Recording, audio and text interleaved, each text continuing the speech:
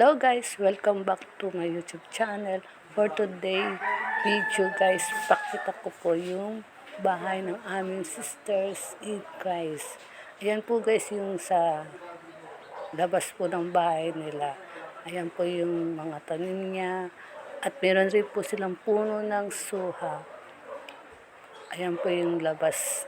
Ayan po guys, ang ganda po ng mga bahay po sa tapat nila. Ayan, mga halaman niya. Ayan po guys. Ang ganda po ng mga halaman nila. At pakita ko rin po yung bunga ng suwa po nila guys. Ayan. Ayan po yung puno ng suwa. Ayan po yung bunga ng suha.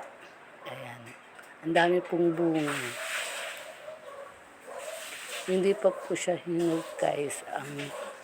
Ayan, kayang-kayang abutin ang bunga ng suha. Ayan po guys, nasa loob na po kami ng bahay. Ayan po yung mga sisters in Christ po. Ayan po, Sister Remy ang maglilid ng aming Bible studies. Ayan po guys. Ayan.